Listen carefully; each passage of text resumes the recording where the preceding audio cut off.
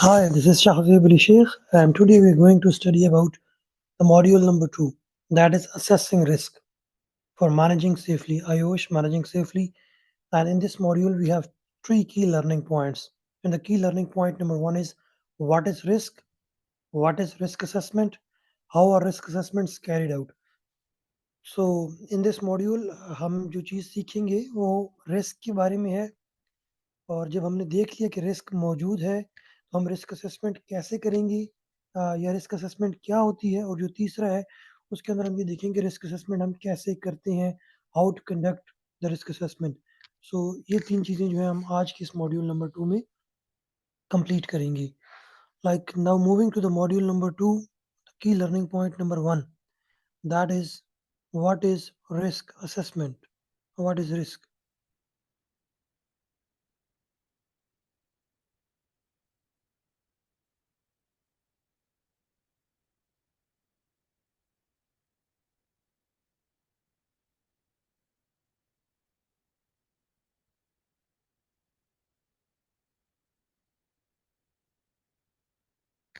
Assalamu alaikum. This is Shahzeb Ali Sheikh, and today I'm going to record the second lecture of IOSH Managing Safely, that is on module number 2 of IOSH MS, and the module is Assessing Risks. In this, we have three key learning points. And the point number one is what is risk. Point number two is what is risk assessment, and the point number three is how are risk assessments carried out. So we will discuss and study these three key learning outcomes in this module number 2. So the key learning point number 1 is what is risk. So in this we have to learn risk क्या है। तो जैसा कि picture में दिखाया गया कि यहाँ पर एक वीडियो है, उसके अंदर एक व्हीकल है और जो नज़र आ रहा है कुछ इस तरह से है कि जो लर्नर है he is like driving in order to learn. तो उसके साथ इंस्ट्रक्टर जो है वो मौजूद है, सीट बेल्ट्स लगी हुई हैं, जो गाड़ी है वो एक स्पीड के अंदर चलती नज़र आ रही है। तो इसके अंदर रिस्क क्या हो सकता है? तो उसके अंदर जो रिस्क है, वो ऐसे है कि अगर सडनली कोई ऑब्स्ट्रक्शन, कोई व्हीकल, कोई बाईसाइकिल क्रॉस करती है, तो जो नया ड्राइवर है, how is going to control the vehicle? इसके अंदर रिस्क ये है कि आपकी गाड़ी, जो लर्नर की गाड़ी है, वो किसी दूसरी व्हीकल के साथ, किसी दूसरी बाईसाइकिल के साथ हिट हो सकती है। तो उसके अंदर जो रिस्क है वो कोलिजन का रिस्क है। तो how we can reduce the risk? So risk से क्या मुराद हुई? रिस्क हर वो चीज़ रिस्क है अ, जो आपको नुकसान पहुँचाती है। तो अगर हम ये देखें कि रिस्क कहाँ है, कहाँ नहीं है, तो तकरीबन हर चीज़ में, हर जगह पे, हर काम में रिस्क मौजूद है। वो ज़्यादा है या कम? या उसकी जो इंटेंसिटी होगी वो ज़्यादा होगी या कम? या उसका जो कॉन्सिक्वेंस होगा वो ज़्यादा होगा या कम? वो वैरी कर रहा होगा लेकिन ये नहीं होगा कि रिस्क वहाँ पर नहीं होगा या रिस्क वहाँ पर ख़त्म हो जाएगा। तो इस चीज़ों को हम इस मॉड्यूल में समझेंगे and here we have the picture of a distribution center. In that we have the clouds distribution warehouse, a vehicle जिसके अंदर सामान कुछ लोड या अनलोड किया जा सकता है and when we are going inside this warehouse we can visualise यहाँ पर 2 या 3 किस्म की चीज़ें मौजूद हैं। एक प्लास्टिक की चेयर्स टेबल मौजूद है। दूसरा जो आइटम हमारे पास शो हो रहा है दैट इज़ फोर्कलिफ्ट ट्रक और तीसरा जो आइटम हमारे पास वेयरहाउस के अंदर नज़र आ रहा है दैट इज़ इलेक्ट्रॉनिक टेलीविजन्स। और जो सबसे अहम चीज़ है वो ये है कि जो वेदर था वो क्लाउडी था, खिड़कियों से भी आपको नज़र आ रहा है और जो उससे भी ज़्यादा ज़रूरी चीज़ है वो ये है कि जो छत है वो डिस्ट्रीब्यूशन सेंटर का जो वेयरहाउस का वो क्रैक है। इट मीन्स कि अगर बारिश होती है तो rain is coming into the distribution centre और warehouse. So it is going to destroy the equipment that is available in the warehouse. तो अब यहाँ पर सिचुएशन ऐसी-ऐसी होगी कि अगर पानी अंदर आता है तो रिस्क मौजूद है, लेकिन रिस्क जो है वो वैरी करेगा, डिफरेंट होगा from equipment to equipment, from product to product. इसको देखते हैं कैसे होगा। Yes, in the next picture we have like the raining it's raining outside और बारिश होने से जो नुकसान हुआ वो ये हुआ कि जो छत थी वो लीक थी, that was cracked, so the water is coming और the drops of water is coming into the warehouse. So that is going to affect the plastic chairs और टेबल।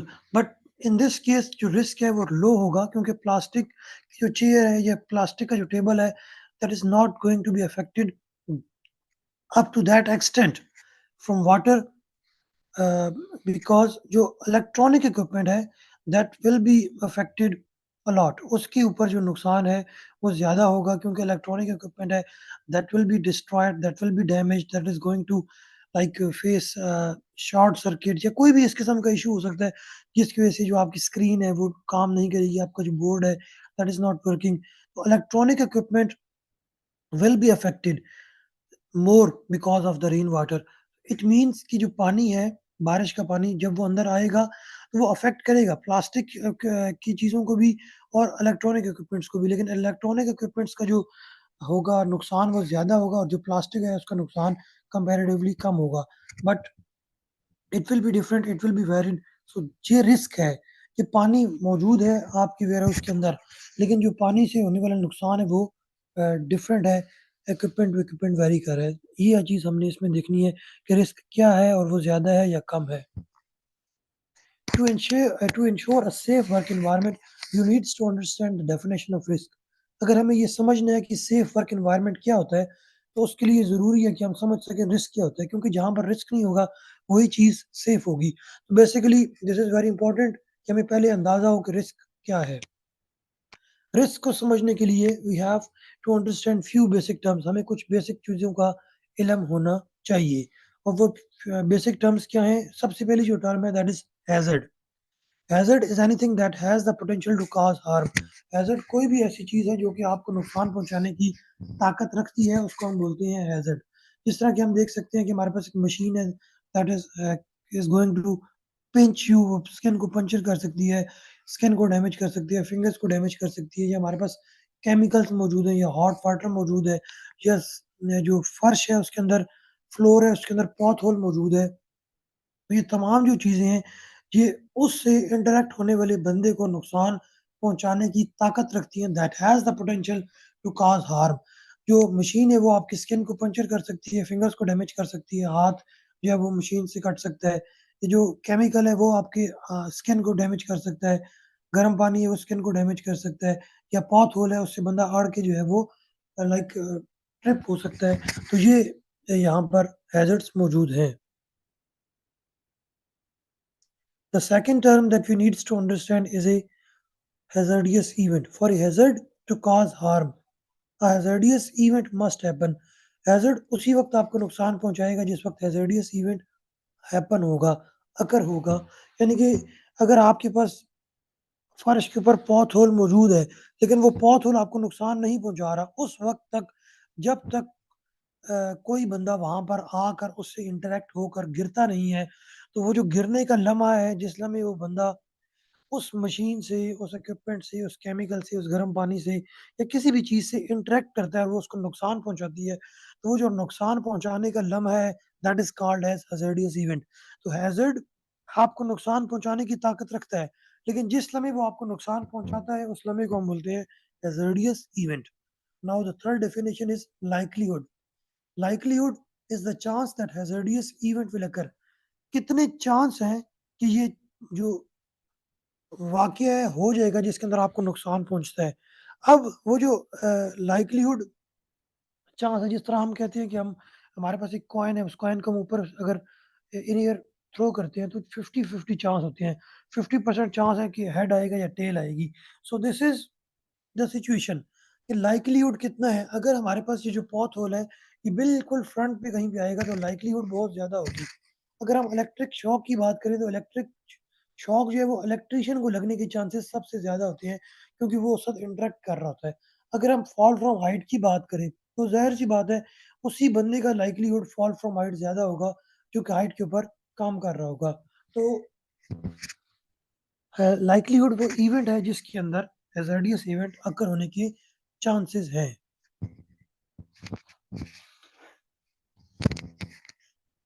अगर जो पॉथ होल है वो बिल्कुल फ्रंट के ऊपर है, यानी कि सेल पॉइंट के ऊपर है, where everyone is coming, everyone is going to interact, तो वो जो लम्हा है, वो जो सिचुएशन है या वो जो सिनेरियो है, उस सिनेरियो के अंदर लाइक्लीहुड बहुत ज़्यादा होगा, क्योंकि वहाँ पर हर किस्म के बंदे ने सेल पॉइंट पे आना है, काउंटर पे आना है, दरवाज़े के अगर बिल्कुल सामने पॉथ होल मौजूद है, तो वहाँ से गिरने के चांसेस, हैज़ार्डियस इवेंट के अकर होने के चांसेस कंपैरेटिवली ज़्यादा होंगे। अगर यही पॉथ होल किसी ऐसी जगह पर मौजूद है, जो कि साइड पर है, जहाँ पर नो एंट्री है, ओनली ऑथराइज्ड पर्सन्स और ये जो को आपके वर्क प्लेस के वर्कर्स हैं, सिर्फ़ वही आ सकते हैं। And definitely those peoples know कि यहाँ पर खड्डा है, यहाँ पर हैज़र्ड है, यहाँ पर कोई हैज़ार्डियस इवेंट अकर होने के चांसेस ज़्यादा हैं, तो उनको अंदाज़ा होगा उस लोकेशन का कि इस लोकेशन के ऊपर हमें कैसे मूव करना है। तो यहाँ पर हैज़ार्डियस इवेंट अकर होने के जो चांसेस हैं, वो कम होंगे। इट मीन्स कि इस सिचुएशन में लाइक्लीहुड कम होगा कि जब इस वक़्त वो बोथ होल किसी एक साइड पे होगा। ऐसे हम जब किसी हॉस्पिटल में जाते हैं तो यहाँ पर अ, इलेक्ट्रिक इक्विपमेंट इस किस्म का मौजूद होता है जो कि लेबोरेटरी के अंदर टेस्टिंग के अंदर मौजूद होता है। वहाँ पर मेंशन होता है कि unauthorised persons are not allowed. वो इसीलिए कि वहाँ पर अंदर हैज़र्ड मौजूद है, हैज़ार्डियस इवेंट अकर हो सकता है। लेकिन वो उस वक़्त तक अकर नहीं होगा जिस वक़्त बच्चा या कोई और हामला खातून उस लोकेशन के अंदर नहीं आती। सो ही विल नॉट और she will not be interacted with that hazard, तो उस सूरत में हैज़ार्डियस इवेंट अकर नहीं हो रहा होगा। तो ये हम वर्क प्लेस के ऊपर ना हैज़ार्डियस इवेंट को कैसे कम कर सकते हैं, लाइक्लीहुड को कैसे कम कर सकते हैं कि जहाँ पर हैज़र्ड मौजूद है, वहाँ पर हम अनऑथराइज्ड पर्सन्स की एक्सेस जो है वो ना की जाए। In that scenario you can reduce the likelihood of hazardous event. Now, the term number 4 is consequence. Consequence क्या होता है? Consequence is the outcome of the hazardous event. Outcome मतलब हैज़ार्डियस इवेंट अकर हुआ। हैज़ार्डियस इवेंट वो लम्हा है जिस वक़्त हैज़र्ड आपको नुकसान पहुँचाता है। तो जिस वक़्त वो लम्हा हो गया, तो उसका आउटकम क्या होगा? उसका नतीजा क्या निकलेगा?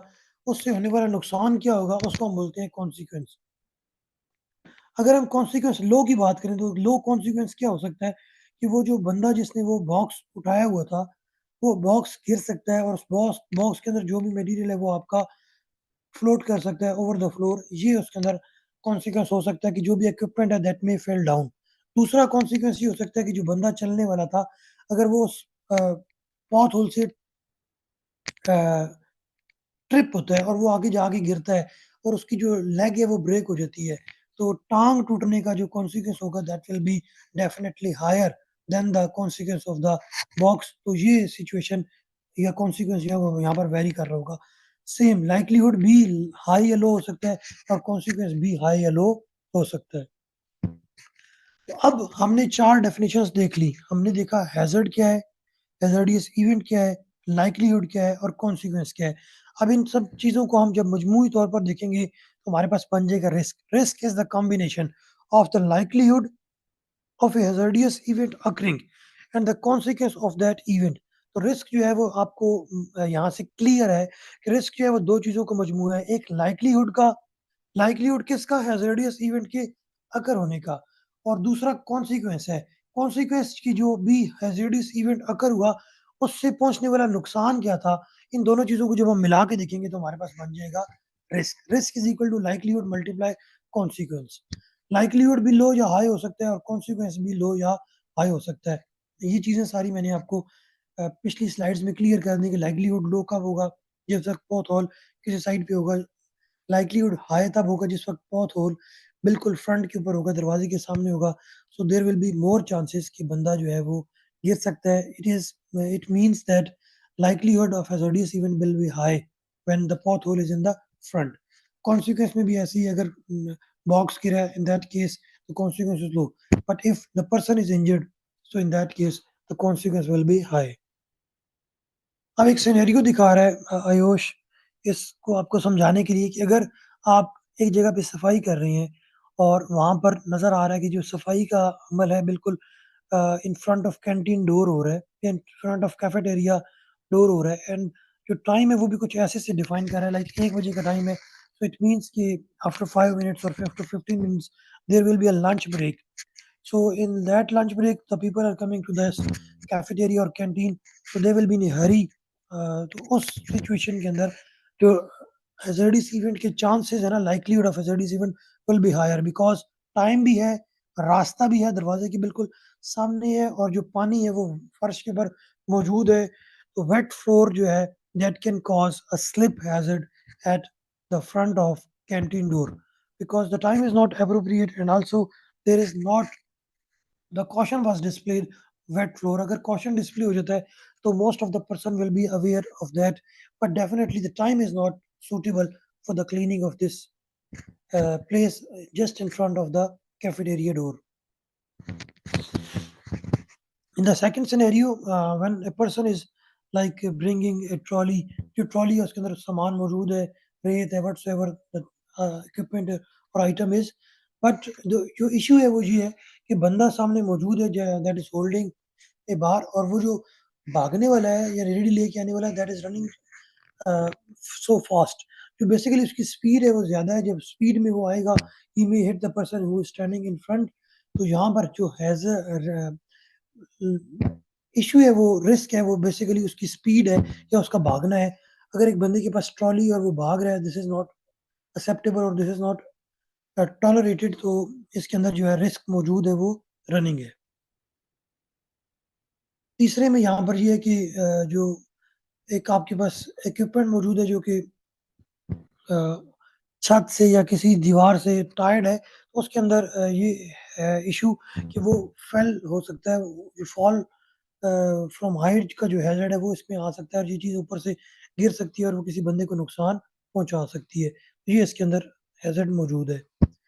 यहाँ पर जो चौथी पिक्चर है उसके अंदर जो है जो रूफ है वो फ्रेजाइल है। जो फ्रेजाइल रूफ है वो एक आपके लिए भी हैज़ार्ड है या रिस्क है। उसके अंदर रिस्क कैसे है कि कोई बंदा अगर छत के ऊपर है तो वो गिर सकता है, अगर बारिश आती है तो वो अंदर जा सकती है। तो ये डिफरेंट सिचुएशंस है जिसके अंदर डिफरेंट सॉर्ट ऑफ रिस्क मौजूद हैं। यहाँ पर एक बॉयलर लगा हुआ है, जो बॉयलर है वो कार्बन मोनोऑक्साइड प्रोड्यूस करता है। तो अगर आप किसी ऐसी प्लेस के ऊपर मौजूद हैं जहाँ पर कार्बन मोनोऑक्साइड है, तो वहाँ पर जो कार्बन मोनोऑक्साइड है that will be a risk for you. इन जो सारी पिछली स्लाइड्स थी उसके अंदर हमने जो चीज़ देखी वो ये थी कि हैज़ार्ड क्या है, हैज़ार्डियस इवेंट क्या है, लाइक्लीहुड क्या है और कॉन्सिक्वेंस क्या है। और इसके अंदर जो चीज़ हमने बेसिकली सीखी है वो ये है कि रिस्क क्या है, रिस्क कहाँ पे होता है और कहीं पर उसने रिस्क आपको आयोश ने गाड़ी में दिखाया है, कहीं पर आपको हाइट में दिखाया है, कहीं पे आपको फ्रेजाइल रूफ में दिखाया है। सो अब आपने बेसिकली क्या करना है, आपने अपनी वर्क प्लेस के ऊपर या जहाँ पर आप पढ़ते हैं, जाते हैं, काम करते हैं, उसके अंदर आपने डिफरेंट सॉर्ट ऑफ रिस्क को तलाश कर लेना है। बाय दिस एक्टिविटी आपको आइडिया हो जाएगा कि जिस रूम में आप बैठे हैं, जिस ऑफ़िस में आप बैठे हैं या जिस वर्क प्लेस के ऊपर आप मौजूद हैं, वहाँ पर कौन-कौन से हैज़ार्ड्स मौजूद हैं। क्योंकि इस टॉपिक के बाद हमें बीइंग अ लर्नर आइडिया हो जाना चाहिए कि रिस्क क्या है। अब हम जिस चीज़ को देखेंगे वो ये है कि रिस्क असेसमेंट क्या है, हम रिस्क असेसमेंट कैसे कर सकते हैं। A risk assessment is a careful examination of anything in your work environment that could cause injury or ill health. Risk assessment के अंदर बेसिकली हम एग्जामिन करने जा रहे हैं कि कौन-कौन सी ऐसी चीज़ें मौजूद हैं आपके वर्क एनवायरनमेंट के अंदर जो कि वजह बन सकती हैं, सबब बन सकती हैं किसी भी इंजरी या इल हेल्थ का मतलब बीमारी का या किसी चोट का बायस बन सकती हैं। उस चीज़ को तलाश करना, उस प्रोसेस को एग्जामिन करना that is called as risk assessment. कोई वर्क प्लेस को एग्जामिन करना कि यहाँ पर कौन-सी ऐसी चीज़ें हैं, जो कि आपके लिए इंजरी या इल हेल्थ का बायस बन सकती हैं। इस प्रोसेस को हम बोलते हैं रिस्क असेसमेंट। अब इस पिक्चर के अंदर दिखाया गया कि एक बंदा सेफ्टी ऑफिसर मौजूद है and he is going to assess the risk. So how is going to assess the risk कि वो दूर खड़ा है, बाहर खड़े होकर चीज़ों को देख रहा है, ऑब्ज़र्व कर रहा है एनवायरनमेंट के अंदर कि जो-जो चीज़ें आपके लिए इंजरी या इल हेल्थ का बायस बन सकती हैं, वो क्या है। तो risk assessments helps to protect. Risk assessment अगर आप करती हैं तो वो आपको प्रोटेक्ट करेगी, आपकी मदद करेगी। किस-किस को प्रोटेक्ट कर सकती है? रिस्क असेसमेंट इनिशियली आपको प्रोटेक्ट करेगी। Being health and safety officer you will be safe, you will be sound, you will be confident at your workplace. Secondly it is going to protect your workforce and others. तमाम जो workforce है, labour है, अ, जो भी human being work place के ऊपर मौजूद हैं या वर्क इक्विपमेंट मौजूद है, तमाम चीज़ों को भी वो महफूज़ बनाती है। इसलिए हमें जो है वो रिस्क असेसमेंट करनी होती है और लास्ट में ये है कि आपके जो बिज़नेस है, जिस वक़्त आप महफूज़ हैं, आपकी वर्कफ़ोर्स महफूज़ है और आपका इक्विपमेंट महफूज़ है। इसका मतलब है कि आपका जो बिज़नेस है वो महफूज़ है। So this is all about risk assessment. 2 चीज़ें हम इसके अंदर देख सके हैं कि रिस्क क्या है और रिस्क असेसमेंट क्या है। अब जो तीसरी चीज़ है वो इस टॉपिक की या इस मॉड्यूल की मतलब जान है, टोटल जो कंसर्न है, जो फोकल पॉइंट है दैट इज़ रिस्क असेसमेंट। हमें रिस्क असेसमेंट कैसे करनी है?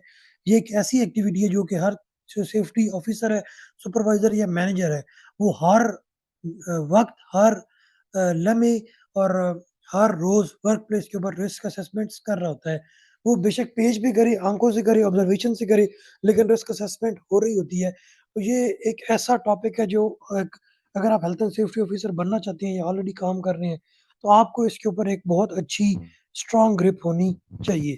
तो हम इस टॉपिक यानी कि पॉइंट नंबर 3 को स्टडी करते हैं, how risk assessments carried out. Risk assessments हम किस तरह से करते हैं। रिस्क असेसमेंट करने के लिए आपको सबसे पहले लिस्ट वर्क टास्क आपने अपने पास लिस्ट बना लेनी है कि आपने वर्क प्लेस के ऊपर क्या-क्या काम करने हैं। और लिस्ट बनाने के अंदर सबसे पहले जो लिस्ट आप बनाएँगे वो लोकेशंस की बनाएँगे, कि वर्क प्लेस के ऊपर कौन-कौन सी लोकेशंस मौजूद हैं। लाइक अगर हम एक ऑफ़िस की बात करते हैं तो हमारे पास रिसेप्शन होती है, वेटिंग एरिया होता है, ट्रेनिंग हॉल होता है, क्लासरूम्स होती हैं, किचन होता है, वॉशरूम्स होती हैं। मतलब एक ट्रेनिंग ऑफ़िस की मैं बात कर रहा हूँ, उसके अंदर ये होता है। अगर आप किसी रिग साइट की बात करते हैं, तो वहाँ पर सबसे पहले सिक्योरिटी पॉइंट है, फिर वहाँ पर आपके पास पार्किंग एरिया होता है, स्टोरेज एरिया होता है, इक्विपमेंट का होता है, रिग साइट होती है, आपकी कैंप साइट होती है, आपके पास कैन कैफेटेरियाज़ होती हैं या आपके पास किचन होता है। डिफरेंट किस्म की स्टोरेजेज़ होती हैं, कहीं पर आपने गैस सिलेंडर स्टोर किए हुए हैं, कहीं पे आपने केमिकल स्टोरेज एरिया मौजूद है। तो डिफरेंट लोकेशंस आपकी वर्क प्लेस के ऊपर मौजूद होती हैं। तो आपकी जिस वर्क प्लेस के ऊपर भी आप काम कर रहे हैं या आप करना चाहते हैं, या आपकी माइंड में है कि मैं सेफ्टी ऑफिसर जो है कंस्ट्रक्शन साइट पे जाऊँगा या रिग साइट पे जाऊँगा या किसी एयरपोर्ट पे या हॉस्पिटल या व्हाटसोएवर जो भी आपके ज़हन में कंस्ट्रक्शन इंडस्ट्री मौजूद है, just keep that in your mind while studying this topic. और उस लोकेशन उस वर्क प्लेस के ऊपर जो-जो लोकेशंस मौजूद है, उनको आप अपने पास एक पेज के ऊपर लिखते चले जाएँगे, तो आपकी list during the discussion complete हो जाएगी। तो सबसे पहले हमें इस चीज़ को तैयार करना है कि वहाँ पर लिस्ट के अंदर कौन-कौन सी लोकेशंस मौजूद है। दूसरा हमें देखना है कि वहाँ पर बंदे कौन-कौन से हैं। अगर हम इस सिनेरियो की बात करें तो हमारे पास एक ड्राइवर है और एक फीमेल मौजूद है। जो फीमेल है दैट इज़ लाइक डिपिक्टिंग कि वो एक रिस्क असेसमेंट करना चाह रही है। She is holding like a clipboard with a white paper. It is clearly indicating कि she is working as a risk assessor, तो उसने रिस्क को असेस करना है। जो भी वर्क फोर्स मौजूद है, ट्रेसपासर्स मौजूद हैं, उनको आपने पॉइंट आउट करना है। और इक्विपमेंट आपके पास क्या है? इक्विपमेंट में आपके पास एक व्हीकल है, एक लैडर है, एक पाइप है, बकेट है, वाइपर है, फोम है and the substance that you're going to use to clean the windows or clean the window panes।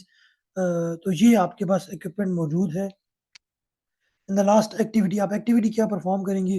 जो बंदा है वो ऊपर जाएगा स्टेयर है लैडर के और वो ऊपर जाकर विंडो पेन्स को साफ करेगा। तो जो भी एक्टिविटीज़ आपकी वर्क प्लेस के ऊपर परफॉर्म हो रही हैं, वो तमाम की तमाम आपने अपने पास लिस्ट डाउन कर लेनी है।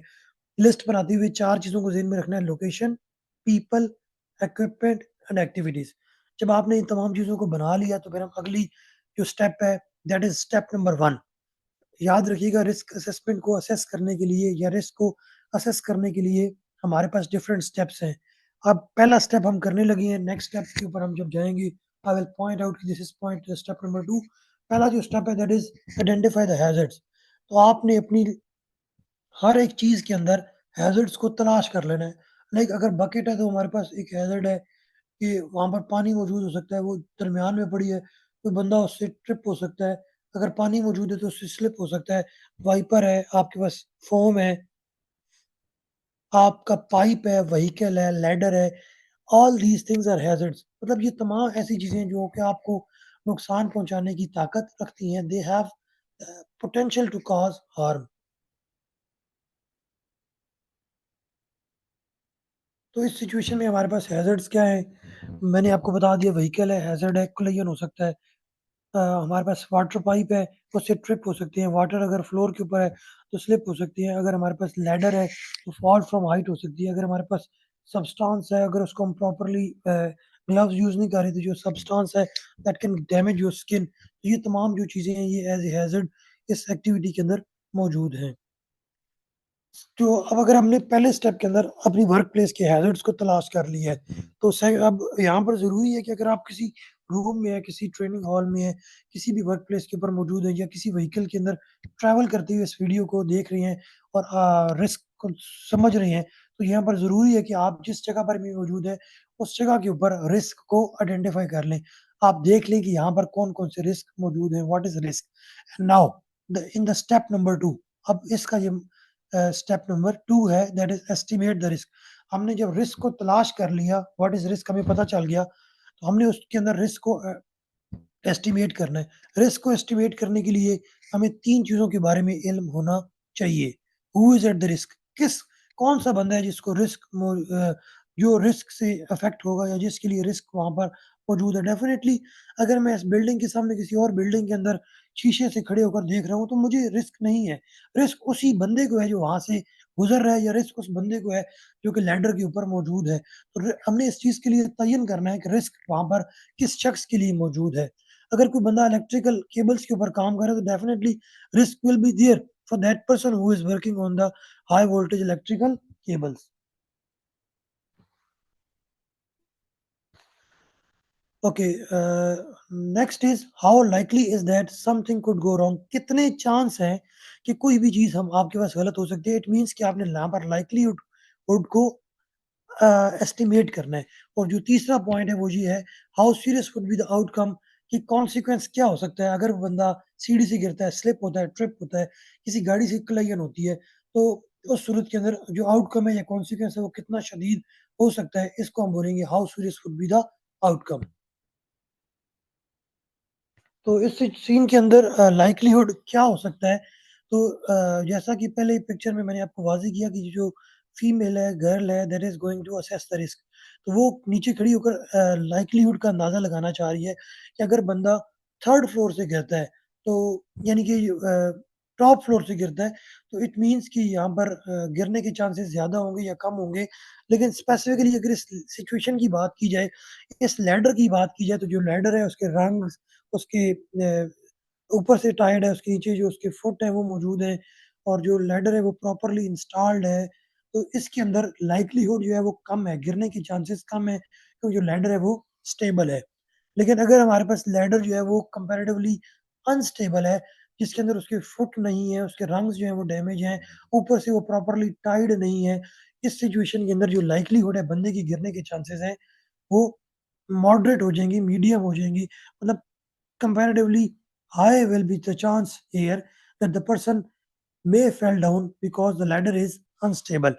But if you're talking about the third ladder, ये ऐसी एक ऐसी ladder है जो कि totally unstable है, जिसके इवन अ, ना टायर्ड है, ना उसकी जो फुट्स हैं वो कंप्लीट है, ना उसके रंग्स हैं वो प्रॉपरली हैं। तो this is totally high risk ladder. इस लैडर के ऊपर काम करने वाला जो बंदा है वो एट हाई रिस्क होगा, और there will be high chances that person may fell down. So इसके अंदर जो चांस ऑफ अकरिंग है ऑफ हैज़ार्डियस इवेंट क्या होगा कि बंदा गिर सकता है। तो इस सिचुएशन के अंदर जो चांस ऑफ अकरिंग है बंदे की गिरने की वो बहुत ज़्यादा है। तो रेड में बहुत ज़्यादा है, येलो में मॉडरेट है, और जो ग्रीन है इसके अंदर बहुत लो है। उससे भी बंदा गिर सकता है। पहले रिस्क जो है वो ख़त्म नहीं हो जाता। अगर सीढ़ी आपकी बहुत अच्छी है फिर भी चांसेस मौजूद हैं गिरने की, लेकिन कंपैरेटिवली कम है। So this is increasing risk 1, 2 and 3। जो लैडर नंबर 1 है ग्रीन है, उसमें जो लाइक्लीहुड है 1 है, 2 येलो में 2 है, और जो रेड है उसमें 3 है। इट मीन्स कि ऐसे रिस्क जो है वो आपका, यानी कि लाइक्लीहुड जो है वो इस तरह से बढ़ रहा है। अगर हम कौन जो कॉन्सिक्वेंस है वो, अगर बंदा जो ग्राउंड फ्लोर है उससे गिरता है, तो कॉन्सिक्वेंस क्या होगा? अगर कम से कम होगा, क्योंकि अब सीढ़ी जैसी भी है, जो गिरने के बाद नुकसान है ना, वो हाइट पे डिपेंड करेगा, वो सीढ़ी पर डिपेंड नहीं करेगा। जो सीढ़ी है वो आपको ये सिर्फ़ इस चीज़ का श्योरिटी दे सकती है कि बंदा गिरेगा या नहीं गिरेगा। गिरने के चांसेस ज़्यादा होंगे या कम होंगे। लेकिन अगर वो गिरता है, तो वो अच्छी सीढ़ी से गिरे, दरमियानी से गिरे या बहुत कमज़ोर सीढ़ी से गिरे, गिरने के बाद जो कॉन्सिक्वेंस होगा वो डिपेंड करेगा हाइट के ऊपर। अगर फर्स्ट फ्लोर से गिर रहा है यानी कि ग्राउंड फ्लोर से गिर रहा है, तो जो कॉन्सिक्वेंस है वो लो होगा। अगर वो फर्स्ट फ्लोर से गिर रहा है यानी कि सेंटर से, तो जो कॉन्सिक्वेंस है दैट विल बी मीडियम। और अगर वो टॉप फ्लोर से गिर रहा है, तो in that case the consequence will be high. तो ये सिचुएशन होगी, and in these 3 situations consequence will be different और will vary, low, medium and high. इस तरह योर कॉन्सिक्वेंस जो है वो हाइट के अकॉर्डिंगली बढ़ रहा है। अगर ग्राउंड फ्लोर है तो 1 है, फर्स्ट फ्लोर है तो 2 है, और जो सेकंड फ्लोर है उसके ऊपर जो कॉन्सिक्वेंस होगा that will be 3। So in this way consequence is going to be increased. तो जैसा कि आपको पिछली स्लाइड्स में पढ़ा दिया गया, बता दिया गया कि जो रिस्क है वो कॉन्सिक्वेंस और लाइक्लीहुड का मजमूआ है, that is a combination of likelihood and the consequence. तो उसको हम मल्टीप्लाई करके रिस्क की जो वैल्यू है उसको निकाल लेते हैं। सो इन दिस जहाँ पर ग्रीन है, लाइट ग्रीन है, येलो है, पिंक है और रेड है, तो ये डिफरेंट जो कलर्स हैं वो डिफरेंट रिस्क रेटिंग को ज़ाहिर कर रहे हैं। जब रिस्क कम है तो वहाँ पर 1 है, या लाइट ग्रीन है, 2 है। तो इस तरह जैसे-जैसे रिस्क बढ़ रहा है, कलर भी चेंज हो रहा है और रिस्क रेटिंग भी चेंज हो रही है। इट मीन्स कि यहाँ पर हमने रिस्क को एस्टिमेट कर लिया, हमें अंदाज़ा लगा लिया कि किस जगह पर, किस लैडर के साथ कितना रिस्क मौजूद है। So this is all about estimation of risk. So now we have the point number 3 or step number 3 in risk assessment, that is evaluate the risk. अब हमने रिस्क को एवेल्युएट करना है। एवेल्युएट करने से मुराद ये है कि अब यहाँ पर रिस्क इतना मौजूद है, तो उसके अगेंस्ट हमें क्या करना है, हम क्या इकदाम कर सकते हैं, कौन से स्टेप्स ले सकते हैं। So this is all about evaluation of the risk.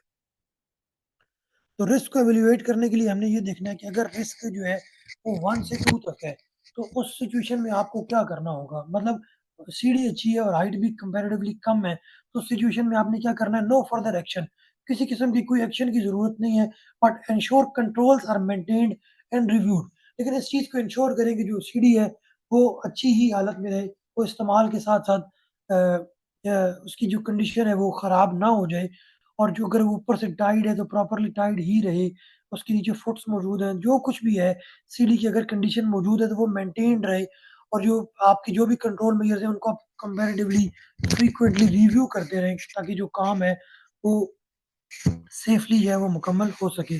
So no actions is required in 1 to 2। जिस वक़्त रिस्क जो है कंपैरेटिवली हाई हो गया, इट मीन्स कि कॉन्सिक्वेंस भी कंपैरेटिवली हाई हुआ है और रिस्क लाइक्लीहुड भी हाई हुआ है, व्हिच इज़ क्लियरली इंडिकेटिंग कि अब रिस्क जो लेवल है वो 3 टू 4 तक जा चुका है। इस इट मीन्स कि यहाँ पर आपको कोई ना कोई एक्शन लेना है। It is going to indicate being a health and safety officer, now this is the time that you needs to take an action। वो एक्शन जो होगा वो किसी भी किस्म की इम्प्रूवमेंट का होगा।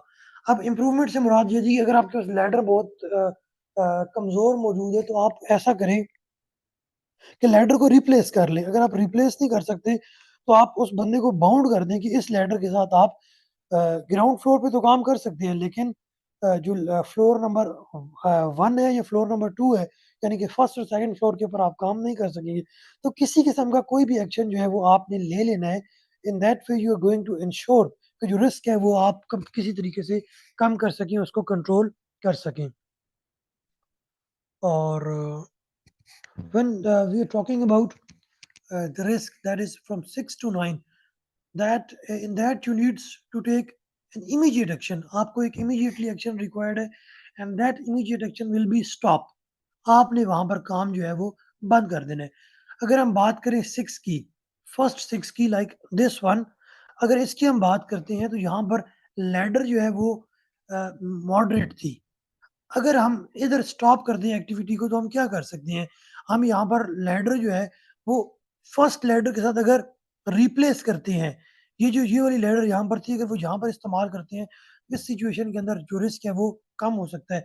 मतलब हमने पहला काम क्या करना है, हमने एक्टिविटी को स्टॉप करवाना है और हमने इमीडिएट एक्शन लेना है। तो इमीडिएट एक्शन क्या हो सकता है कि हम जो मॉडरेट लैडर थी उसको जो सेफेस्ट लैडर है उसके साथ जब आप रिप्लेस करेंगे तो इन this way you can reduce the risk instantly. दूसरा ये हो सकता है कि यहाँ पर भी रिस्क जो है वो 6 था, तो यहाँ पर आप उसको बाउंड कर दें कि आप इस जगह पर काम नहीं कर सकते। यानी कि आप you will be restricted on this ladder just for the ground floor. आप फर्स्ट या सेकंड फ्लोर के ऊपर काम नहीं कर सकेंगे। अगर हम रिस्क लेवल 9 की बात करें, यहाँ पर रिस्क सबसे ज़्यादा है। इस इवैल्यूएशन के मुताबिक, इस मैट्रिक्स के मुताबिक तो इसके अंदर हम क्या कर सकते हैं कि हमने स्टॉप कर देना एक्टिविटी को इस सूरत के अंदर जिस वक़्त उसने टॉप फ्लोर के ऊपर काम करना है और इस लैडर के साथ करना है। So in the light of occupational health and safety this is strictly prohibited. ये बिल्कुल अलाउ नहीं है कि बंदा हाइट के ऊपर काम कर रहा हो और जो लैडर है वो बहुत ही अ अ, अनस्टेबल हो, वो पुअर हो, पुअरली मेंटेन्ड या पुअरली कंडीशन्ड हो। So in this scenario he is not able to perform the activities. तो आपने बिल्कुल इस जगह पर अपनी एक्शंस को स्टॉप कर देना है। जब तक आप कंट्रोल्स चीज़ों को चेंज ना कर लें, you will not allowed anyone to perform the job. अभी जो रिस्क है वो ज़्यादा भी हो सकता है, लाज़मी नहीं कि 9 तक होगा। आपकी जो रिस्क रेटिंग है वो 1 टू 5 लाइक्लीहुड में भी जा सकती है और 1 टू 5 कॉन्सिक्वेंस में भी जा सकती है। तो इस सिचुएशन के अंदर जो रिस्क है वो बढ़ता चला जाएगा। अगर हम पहले लाइक्लीहुड की बात करें, तो जो 1 है वो बता रहा है very unlikely, 2 unlikely, 3 Fairlie likely, 4 likely and जो 5 है very likely.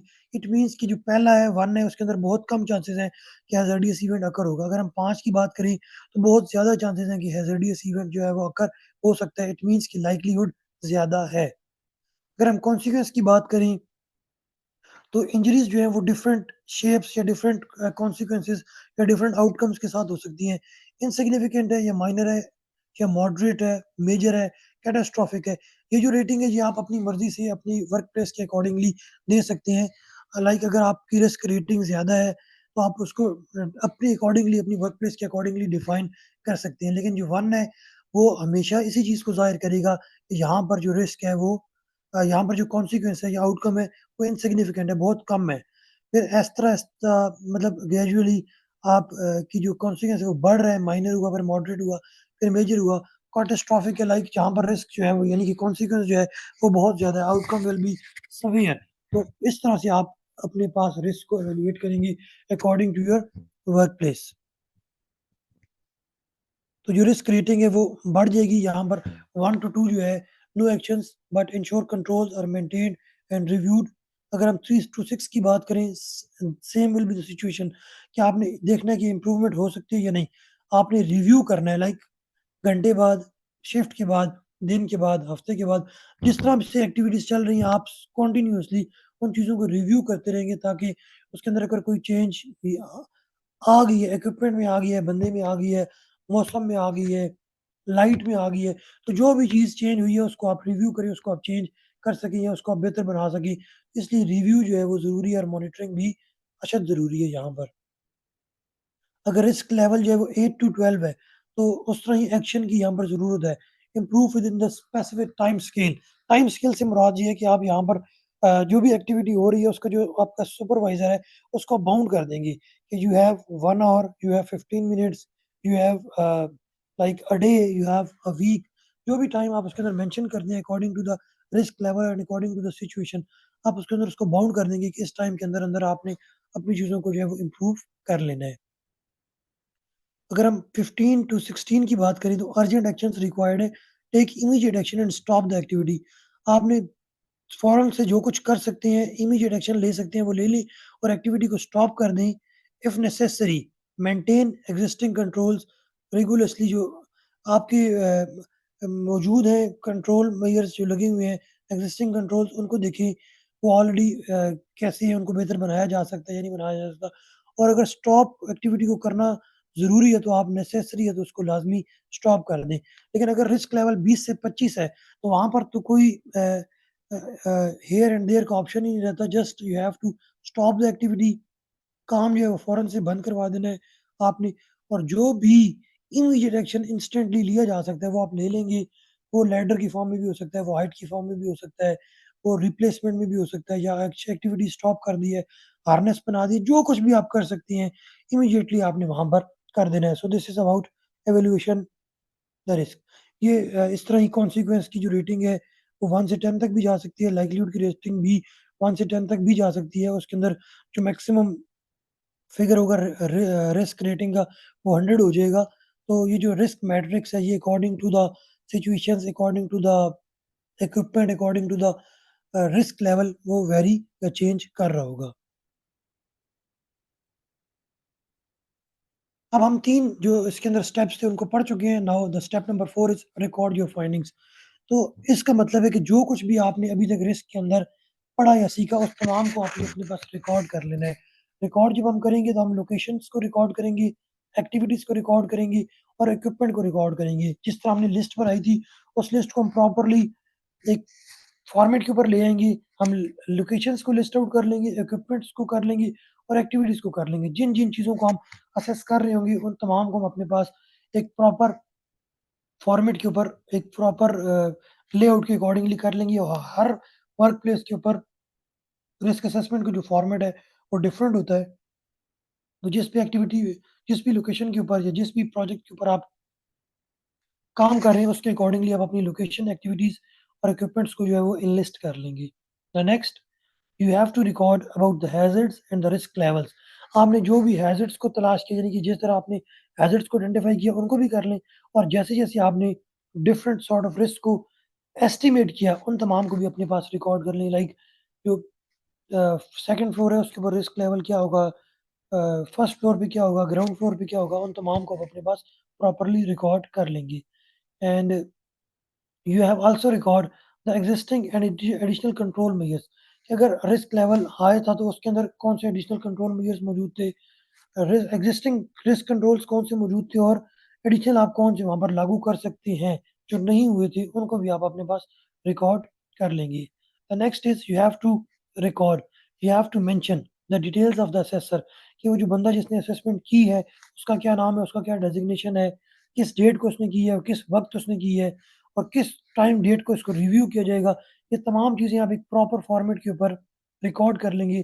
So that will be called as the step number 4, that is record your findings. And now moving to the step number 5, that is review your findings. ये वो step है जिसके अंदर आप review करेंगे। जैसे हमने लास्ट स्टेप नंबर 4 के अंदर डेट मेंशन की थी, रिव्यू डेट, तो उस डेट को हम रिव्यू करेंगे। लाज़मी नहीं है कि सिर्फ डेट को रिव्यू हो, जब भी चेंजेज़ होंगी, चेंजेज़ किसमें? पर्सनल यानी कि ह्यूमन रिसोर्स चेंज होगी, इक्विपमेंट चेंज हो जाएगा या एक्टिविटीज़ चेंज हो जाएँगी, तो आपके लिए लाज़िम है, कानून ये कहता है कि you have to review your risk assessment. But जब लोग बदलेंगे, इक्विपमेंट बदलेगा या काम बदलेगा, in all of these situations you are bounded to review your risk assessment. और ये एक लीगल रिक्वायरमेंट है कि आपने रिस्क असेसमेंट को रिव्यू करना है। It's a legal requirement to review your risk assessments. Basic rules to follow, basic rules क्या हैं? Make sure risk assessment is suitable and sufficient.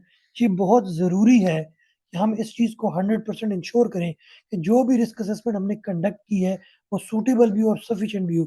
Suitable से मुराद है कि वो उस वर्क प्लेस के अकॉर्डिंगली हो, उस जगह पे खड़े होकर की गई हो। आपने फिज़िकली उस जगह को मॉनिटर किया हो और वहाँ पर हर चीज़ को ऑब्ज़र्व किया हो और सफिशिएंट से मुराद ये है कि जितना उस रिस्क एक्टिविटी के अंदर रिस्क या जो इक्विपमेंट के अंदर रिस्क मौजूद है, सफिशिएंट उसके ऊपर वर्किंग की गई हो, प्रॉपर्ली उन चीज़ों को एलैबोरेट किया गया हो और उनको तलाश किया गया, उसके बाद जो है वो आपने रिस्क असेसमेंट कंडक्ट किया। So that will B situation in which you can claim that risk assessment is suitable and sufficient. उसके अलावा ये है कि जितना बेहतर डेटा आपके पास होगा, उतना बेहतर आप फैसला कर सकेंगे। अब बेहतर जो डेटा है, वो लिस्टों की फॉर्म में है। लिस्ट आपके पास इक्विपमेंट की है, एक्टिविटी की है, ह्यूमन रिसोर्स की है और ऑपरेशंस की है, इक्विपमेंट्स की है, जो कुछ भी है, if the data is better, suitable, it is going to it is going to make better judgements क्योंकि आपके पास बेहतर जो है नताइज आ सकते हैं, अगर आपके पास डेटा जो है वो ठीक है।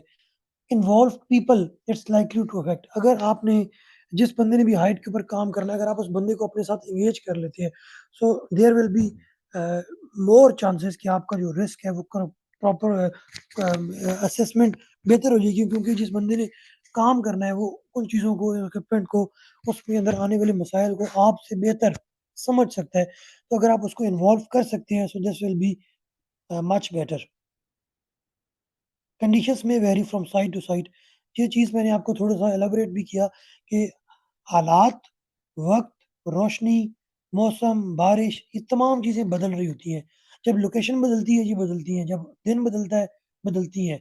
अगले दिन बारिश है, हवा है, आँधी है, तूफ़ान है, जो भी सिचुएशन है, वो कंडीशंस बदल रही होती हैं। जब हालात बदलती हैं, तो आपने हर किस्म के हालात को मद्देनज़र रखना है when you are going to conduct a risk assessment. और consider dynamic risk assessment dynamic होनी चाहिए। उसके अंदर आप हर किस्म के एस्पेक्ट को देख रहे हों। आप ब्रॉडर माइंडेड चीज़ों को देखें, आप नैरो माइंडेड होकर ना देखें। आप चीज़ों को हर एस्पेक्ट से देखें कि अगर बंदा ऊपर काम करेगा, तो क्या हो सकता है? अगर सबस्टेंस नहीं होगा, तो क्या होगा? मतलब जो कुछ भी इक्विपमेंट एक्टिविटीज़ मौजूद हैं, उनको आप डायनामिकली हर चीज़ को देखें, हर एंगल से, हर एस्पेक्ट से देखें। सो ये ज़रूरी है जिस वक़्त आप रिस्क असेसमेंट को कंडक्ट करते हैं। अब जो भी रिस्क असेसमेंट आपने की है, उसको आप पुट इन प्लेस कर देंगे, उसको आप इम्प्लीमेंट करेंगे। अब ये एक पिक्चर है, इस पिक्चर के अंदर आपने रिस्क जो है वो आइडेंटिफ़ाई करने हैं। So I will be keep quiet for a while, and in that instant you have to find out the risk in this picture.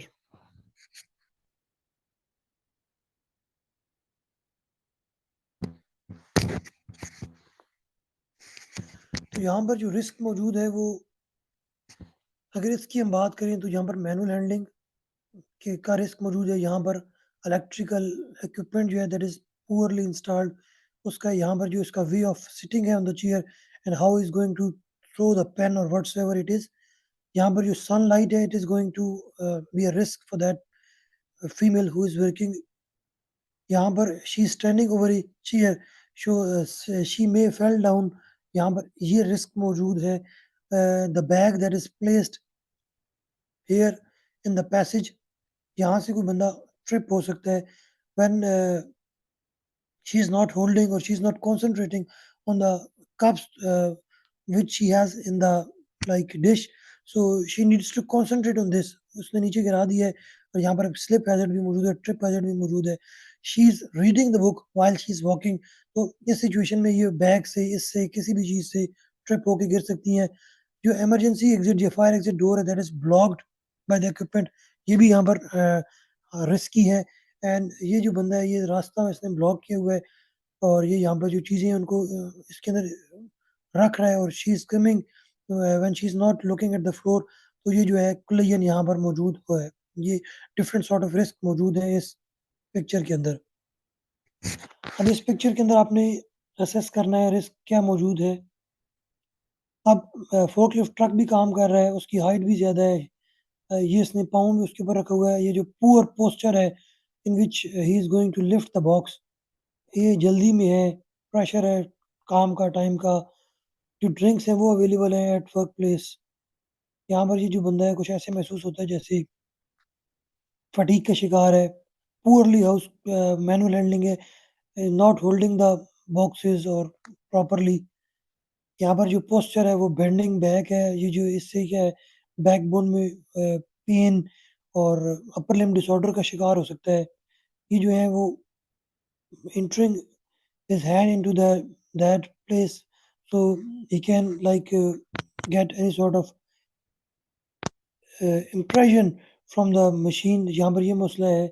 और यहाँ पर ये फूड आइटम्स हैं that are available on the floor।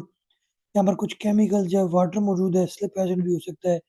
और ये visitors मौजूद हैं, but they are not having hard hats और लाइक विजिबल जैकेट्स, कोई भी चीज़ उन्होंने डिस्प्ले नहीं की हुई। तो all these are the hazards और रिस्क एट द वर्कप्लेस। ये लास्ट पिक्चर है इस टॉपिक की, उसको आप देख लें। इसके अंदर भी डिफरेंट सॉर्ट ऑफ रिस्क मौजूद हैं and I am not going to define or identify the risk in this picture. You have to identify by your own self.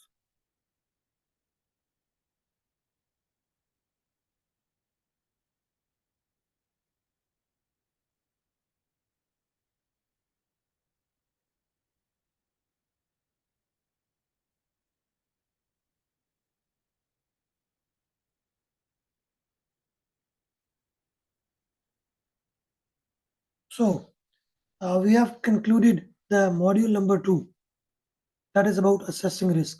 So, in this, we have studied three key learning points: what is risk, what is risk assessment, and how are risk assessments carried out. So, I have tried to clear all the concepts that were mandatory in this module number 2. अगर आपको किसी किस्म का कोई भी उभाम या कुछ चीज़ समझना चाह रहे हैं, you can contact us over the WhatsApp or over the email, and I will try to conduct a discussion session with you regarding the module number 2 of IOS Managing Safely, and you can ask about your queries.